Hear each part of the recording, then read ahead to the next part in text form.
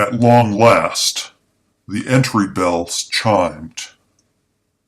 On answering the door, Melody was put off by Garrett's accoutrements. Damn him, she thought.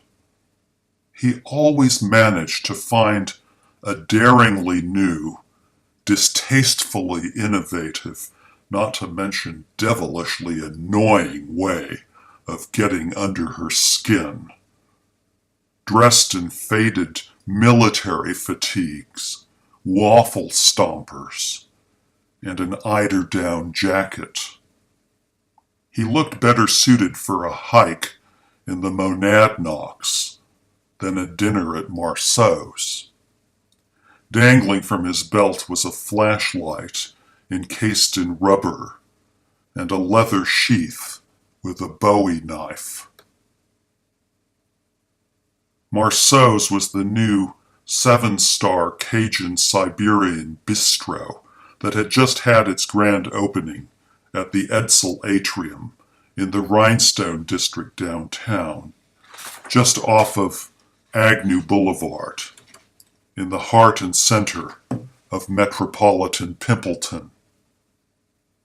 Melody had read favorable reviews about this filling station and was, for that reason, eagerly anxious to check it out.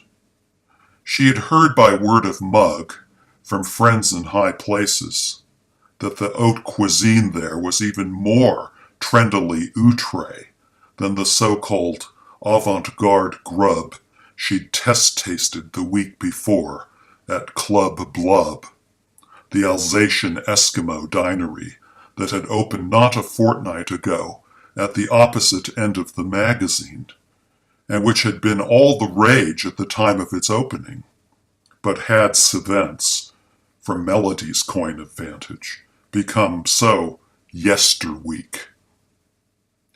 "Garrett," she said in a mildly reproving tone, "I thought you were taking me somewhere nice to sup."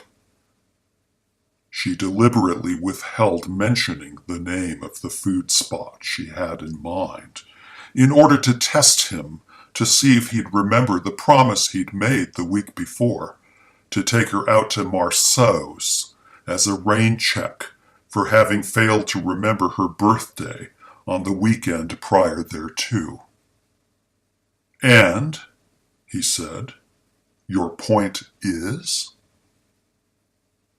Irritated to exasperation, Melody rolled her eyes. "You look more fit for a fight at the pub," she said. "And so," he rejoined, "what exactly is it you're trying to tell me?"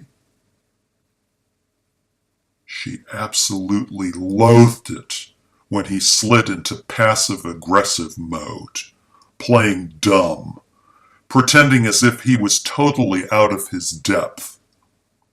It was glaringly obvious to her that this obstructive tactic was a sly defense mechanism he ployed for the purpose of deflecting all forms of censure and rebuke, in whatever guises they might appear, that happened his way.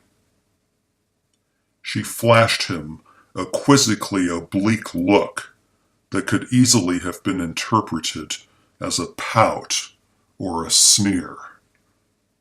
Towering a full head above her, Garrett's dark and sturdy frame much what filled the doorway.